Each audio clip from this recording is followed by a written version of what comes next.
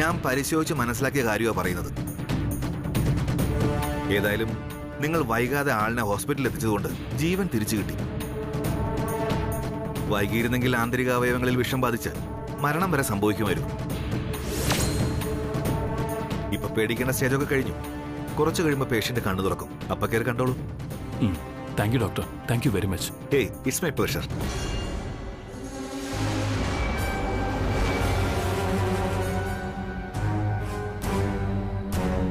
പാലിലാരായിരിക്കും വിഷം കലർത്തിയത്? ഒരു പിടിയും കിട്ടുന്നില്ലല്ലോ.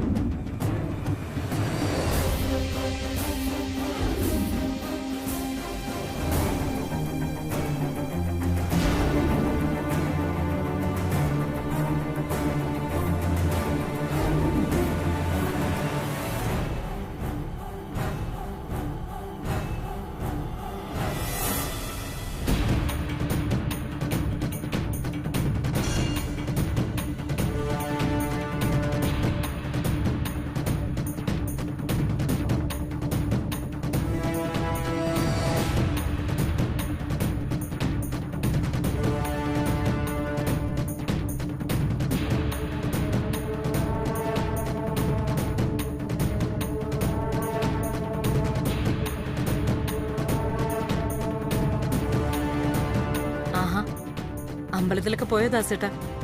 പോയിട്ട് വന്നു മാഡം. ആ കല്യാണിയോടെ വിളിക്ക്. അഖിലേ, കല്യാണി ഹോസ്പിറ്റലില്ല. കല്യാണി ഹോസ്പിറ്റലിലോ? എന്തു പറ്റി? എന്തു പറ്റി കല്യാണിക്ക്? മാഡം, കല്യാണി ബോധം കെട്ട് വീണ് വലിയ കുഞ്ഞും അനിയൻ കുഞ്ഞും കൂടി ഹോസ്പിറ്റലിൽ കൊണ്ടുപോയിരിക്കാന്ന് സുജാത പറഞ്ഞു. എന്താണെന്നറിയാനാ ഞാൻ വന്നേ. ഞാനൊന്നും അറിഞ്ഞില്ല ദാസേട്ടാ. സുജാത, നീ എന്താ ഈ കാര്യം എന്നോട് പറയാതിരുന്നേ?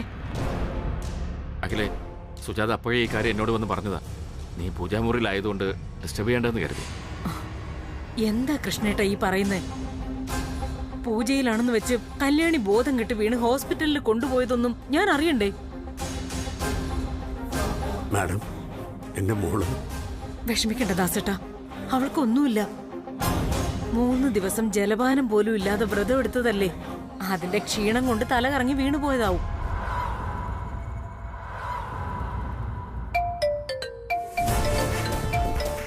ഒരു മിനിറ്റ്. ആ അരവിന്ദ, പറയ അരവിന്ദേ. ഹോസ്പിറ്റലിൽ നിന്നല്ലേ? കല്യാണിക്ക് എങ്ങനെയുണ്ട്? അമ്മേ, അതെ, കല്യാണിക്ക് കുടിക്കാൻ കൊടുത്ത പാലില് വിഷം കലർത്തിയിട്ടുണ്ടായിരുന്നു.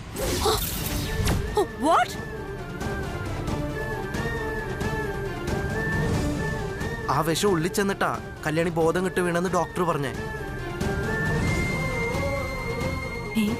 ഇതെന്തോ ഉറപ്പിച്ച മട്ടാണല്ലോ. അവളുടെ കാറ്റ് പോയി. കല്യാണിക്കിപ്പോ എങ്ങനെയുണ്ട്? അത് കറക്റ്റ് സമയത്ത് ഹോസ്പിറ്റലിൽ എത്തിക്കാൻ പറ്റിയോണ്ട് ആപത്തൊന്നുമില്ലെന്ന ഡോക്ടർ പറഞ്ഞേ.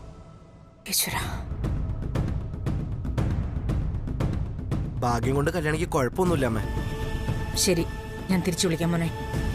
ശരി അമ്മ, ഇവിടെ പ്രശ്നമൊന്നുമില്ല. അമ്മ വെറുതെ ടെൻഷനൊന്നും അടിക്കണ്ട കേട്ടോ. ഓക്കെ, ശരി ശരി. അഖിലേ, കല്യാണിക്ക് എങ്ങനെയുണ്ട്? അരവിന്ദ് എന്താ പറഞ്ഞത്? കല്യാണിക്ക് കുഴപ്പമൊന്നുമില്ല, സുഖമായിട്ടിരിക്കുന്നു. പക്ഷെ ഒരു പ്രശ്നമുണ്ട്. കല്യാണി 3 ദിവസം ജലപാനം പോലും കഴിക്കാതെ വ്രതമിരുന്ന കാരണം കൊണ്ട് മയങ്ങി വീണതല്ല. വിഷം കലർന്ന പാല് കുടിച്ചിട്ട് ബോധം കെട്ട് വീണതാ.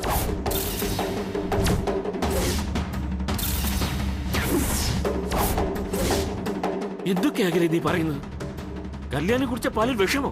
അതെ, അരവിന്ദിനോട് കല്യാണിയെ പരിശോധിച്ച ഡോക്ടർ പറഞ്ഞതാ. അയ്യോ, ഇത് പെട്ടത് തന്നെ. സുജാതയാ പാല് കൊണ്ടുവന്നത്. ഒരു കാരണവശാലും സുജാത കല്യാണിക്ക് വിഷം കലർത്തിയ പാല് കൊടുക്കില്ല.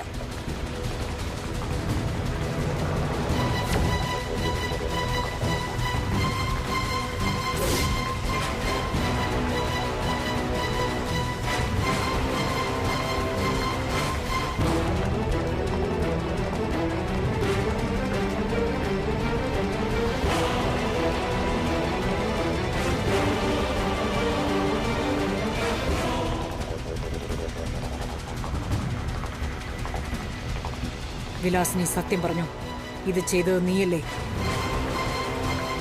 ചേച്ചി, അത് ഞാൻ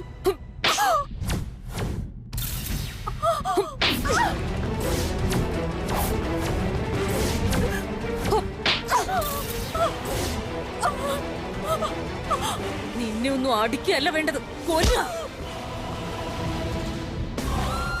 ഇത്രയും നാളും കല്യാണിയെ കുറ്റപ്പെടുത്തലും മാത്രമായിരുന്നു. ഇപ്പൊ അവളെ കൊന്നുകളയാന്ന് കരുതിയോ നീ?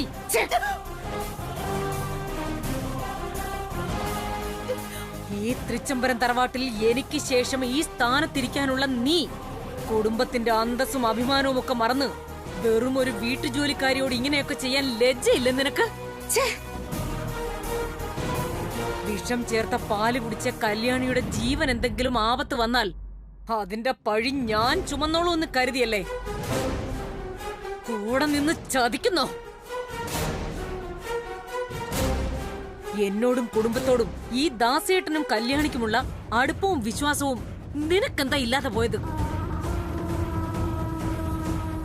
ചേച്ചി, എനിക്ക് ഈ കുടുംബത്തോട് അടുപ്പവും വിശ്വാസവും ഉള്ളത് കൊണ്ടാ ഇങ്ങനെ ഒരു കാര്യം ചെയ്തത്. എന്തൊക്കെയാ നീ വിളിച്ചു പറയുന്നത്? അവനവന്റെ സ്ഥാനം മറന്ന ഒരു പാവപ്പെട്ട പെണ്ണിനെ കൊല്ലാൻ ശ്രമിച്ചതും പോരാ, നിന്ന് ന്യായം പറയുന്നു. ഞാൻ ചെയ്ത കാര്യം ന്യായീകരിക്കാൻ നോക്കുന്നൊന്നും അല്ല. ഈ കുടുംബത്തിന്റെ അന്തസ്സിനെയും അഭിമാനത്തെയും കുറിച്ച് ചേച്ചി ഇപ്പൊ പറഞ്ഞില്ലേ, അത് കാറ്റിൽ പറന്ന് പോകാതിരിക്കാൻ വേണ്ടിട്ടാ ഞാൻ ഇത് ചെയ്തത്. ഇത് ഇനി ചേച്ചിക്ക് വലിയ തെറ്റാണെന്ന് തോന്നിയാലും ഞാൻ ഈ തെറ്റ് ആവർത്തിച്ചുകൊണ്ടേയിരിക്കും. നിന്നെ ഞാൻ വിലാസിനി ആന്റി എന്തോ പ്ലാൻ ചെയ്തിട്ടുണ്ട്. അല്ലെങ്കിൽ അഖിലാന്റിയോട് ഇങ്ങനൊന്നും സംസാരിക്കാൻ ധൈര്യപ്പെടില്ലായിരുന്നു. വിലാസിനി, എന്തൊക്കെയാ നീ പറയുന്നത്? ശിവരാമേട്ടാ, ഈ വീട്ടിലേക്ക് വന്നു കയറാൻ പോകുന്ന മൂത്ത മരുമകൾ എങ്ങനെ ആയിരിക്കണം എന്നൊക്കെ ചേച്ചി സ്വപ്നം കണ്ട് നടക്കുന്നത് ശിവരാമേട്ടന് അറിയാവുന്നതല്ലേ? അതെല്ലാം പാടെ തകർത്തുകൊണ്ട് വെറും ഒരു അടുക്കളക്കാരി ആ സ്ഥാനത്തേക്ക് കയറി വരാതിരിക്കാനാ ഞാൻ ഇത് ചെയ്തത്. വിലാസിനി, നീ എന്തൊക്കെ അസംബന്ധങ്ങളായി വിളിച്ചു കൂവുന്നത്? ചേച്ചി, എനിക്കിത് പറയാതിരിക്കാൻ വയ്യ. ഞാൻ വെറും ഒരു അടുക്കളക്കാരിയോടുള്ള ദേഷ്യം വെച്ച് അവൾക്ക് വിഷം ചേർത്ത് കൊടുത്തതല്ല. വ്രതം അവസാനിപ്പിച്ച് തൃച്ചംബരത്തെ മൂത്ത മരുമകളാകണമെന്ന വരം ചോദിക്കുമോ എന്ന് ഭയന്ന് ചെയ്തതാ.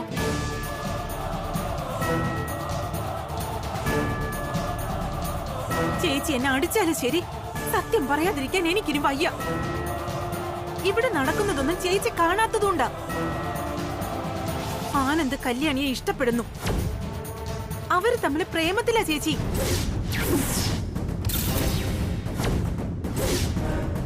വിലാസിനി, ആനന്ദിനെ എനിക്കറിയാം. അവൻ എന്റെ മോനാ. എന്റെ ഇഷ്ടങ്ങളാ അവന്റെ ഇഷ്ടങ്ങൾ. ഈ കുടുംബത്തിന്റെ അന്തസ്സിനും അഭിമാനത്തിനും കളങ്കമുണ്ടാകത്തക്ക രീതിയിൽ അവൻ ചിന്തിക്കുക പോലുമില്ല. കൊള്ളാം. അങ്ങനെയാണെങ്കിൽ ചേച്ചി ഇപ്പൊ തന്നെ നോക്ക്. കല്യാണിയെ ഹോസ്പിറ്റലിലേക്ക് കൊണ്ടുപോയത് ആരാ? ആനന്ദല്ലേ? ഈ വീട്ടിൽ ഇത്ര ജോലിക്കാരുണ്ടായിട്ടും അവൻ അതിന്റെ ആവശ്യം എന്തായിരുന്നു? ചേച്ചി ഒന്ന് വിളിച്ച് ചോദിക്കേ, അപ്പൊ അറിയാലോ കാര്യങ്ങള്.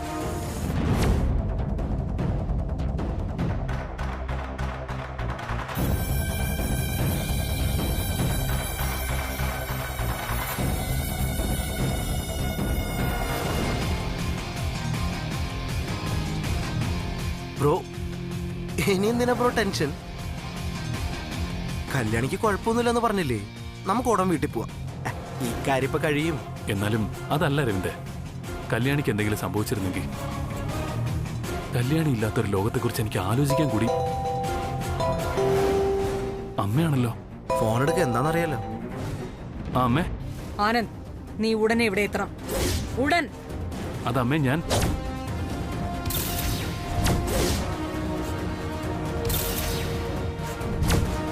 എന്താ ബ്രോ അമ്മ പറഞ്ഞേ? ഉടനെ വീട്ടിലേക്ക് ചെല്ലാൻ പറഞ്ഞിട്ട് ഫോൺ കട്ട് ചെയ്തു. കല്യാണിയെ കുറിച്ചും ചോദിച്ചില്ലേ? ഇല്ല, കല്യാണിയെ കുറിച്ച് ഒരു വാക്ക് പോലും ചോദിച്ചില്ല.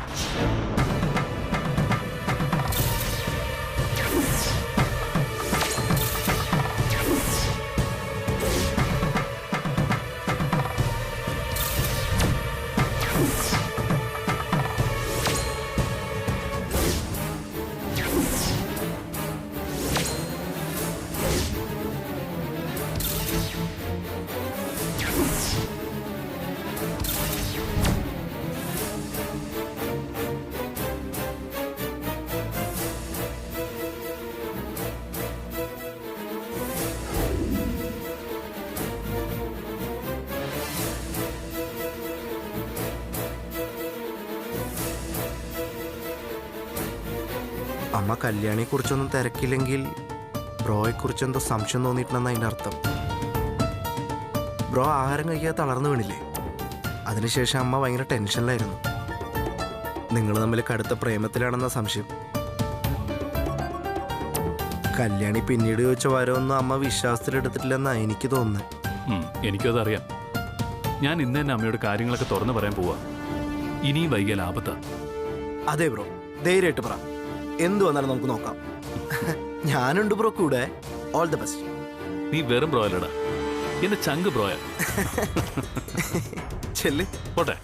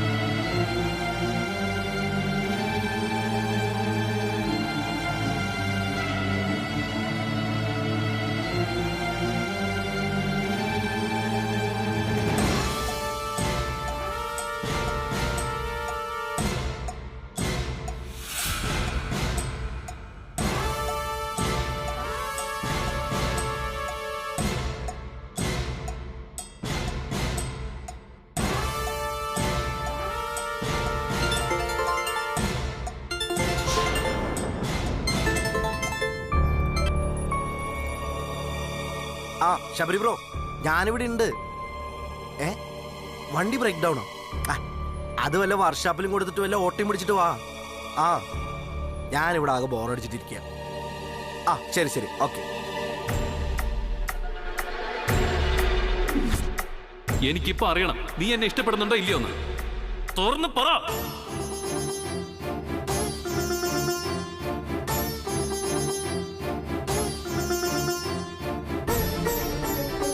നീ എന്നെ ഇഷ്ടപ്പെടുന്നുണ്ടോ ഇല്ലയോ?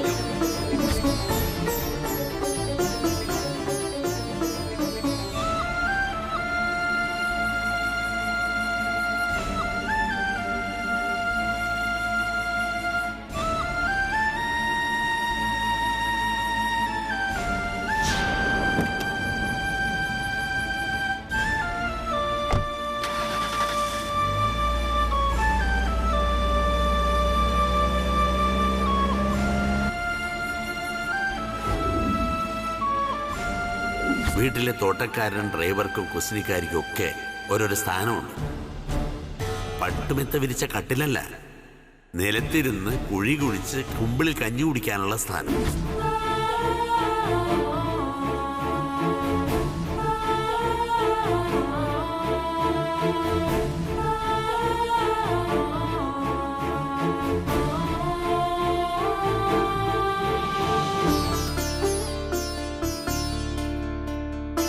മിസ്റ്റർ അരവിന്ദ്, ആ പേഷ്യന്റിനെ കണ്ടില്ലല്ലോ? ഇല്ല. വരൂ.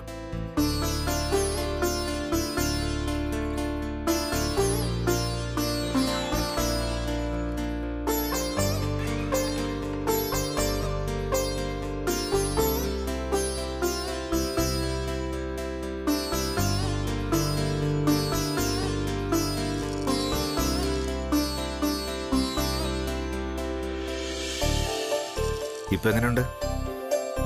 കുഴപ്പമില്ല ഡോക്ടർ. എല്ലാം മാറി. അതുപോട്ടെ, പേരെന്ന് പറഞ്ഞേ കേക്കട്ടെ. Kalyani. Okay, very good. Doctor, കല്യാണിയുടെ ബോധമൊക്കെ തെളിഞ്ഞു. ഇനി ഒരു കുഴപ്പമില്ല. വേണമെങ്കിൽ ഇപ്പൊ തന്നെ ഡിസ്ചാർജ് ചെയ്യാവുന്നതേ ഉള്ളൂ. Thank you doctor. ഓക്കെ.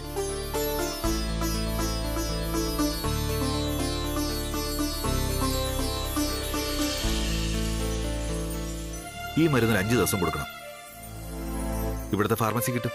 ശരി ഡോക്ടർ.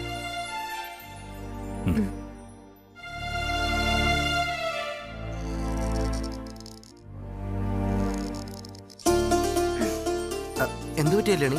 ഏയ് ഒന്നുമില്ല, എഴുന്നേറ്റിരുന്നാ കൊള്ളായിരുന്നു. അതിനെന്താ? ഓക്കെ.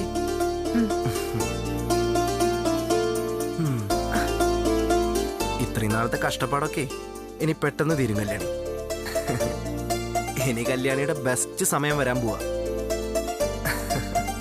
ഇന്നാ ഞാൻ അറിഞ്ഞ എന്റെ ബ്രോ കല്യാണി ഇത്ര അധികം ഇഷ്ടപ്പെടുന്നുണ്ടെന്ന്.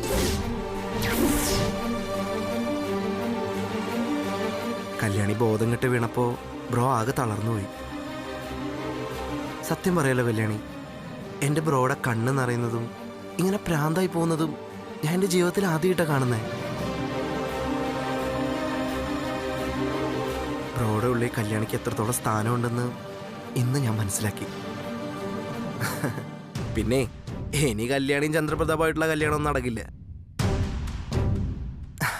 ആനന്ദകൃഷ്ണന്റെയും കല്യാണിയുടെയും കല്യാണം നടക്കാൻ പോകുന്നു. നടത്തിത്തരാൻ പോകുന്നതേ ഈ ഞാനാ. ഹേയ്, പേടിച്ചു പോയല്ലേ? ഈ വിവരം അമ്മ അറിഞ്ഞാലേ എന്തായിരിക്കും എന്നുള്ള ഭയമായിരിക്കും. എന്നാലേ അമ്മ ഇന്നത് അറിയാൻ പോവാ. ബ്രോ കല്യാണിയെ പ്രണയിക്കുന്ന വിഷയം ബ്രോ തന്നെ എന്നാ അമ്മയോട് പറയും. ബ്രോ ഇത്രയും നേരം ഇവിടെ ഉണ്ടായിരുന്നു. അമ്മ വിളിച്ചപ്പോ അങ്ങോട്ട് പോയതേ ഉള്ളൂ. അന്ന് ഡയറി വഴി പറയാൻ പറ്റാത്ത എല്ലാ വിഷയങ്ങളും ഇന്ന് നേരിട്ട് പറയാനാ പോയിരിക്കുന്നത്. ഡിസ്ചാർജായി നമ്മൾ വീട്ടിലെത്തുമ്പോഴേക്കും കാര്യങ്ങളൊക്കെ മാറി മറിയും. പിന്നെ തൃച്ചം വരുത്ത മൂത്ത മരുമകള് ദേ ഈ കല്യാണിയാ, എന്റെ സ്വന്തം ചേടത്തിയമ്മ.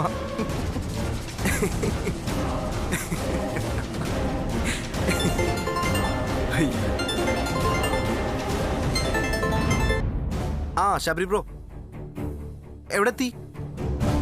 ആ ഞാനേ പുറത്ത് കോറിഡോറിലേക്ക് വരാം. ആ എമർജൻസിന്നേ ലെഫ്റ്റ് തിരിഞ്ഞു വന്നാൽ മതി. ആ പിന്നെ അതെ, ഒരു കാര്യം പറയാനുണ്ട്. ആ ആ ആ വണ്ടി ശരിയാക്കിയോ?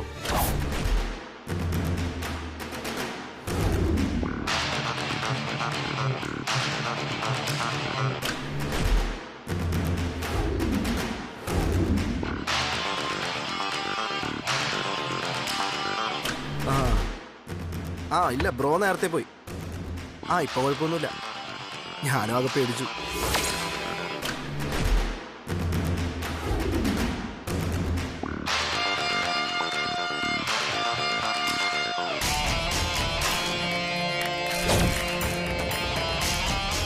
അന്ന് ഡയറി വഴി പറയാൻ പറ്റാത്ത എല്ലാ വിഷയങ്ങളും ഇന്ന് നേരിട്ട് പറയാനാ പോയിരിക്കുന്നത്.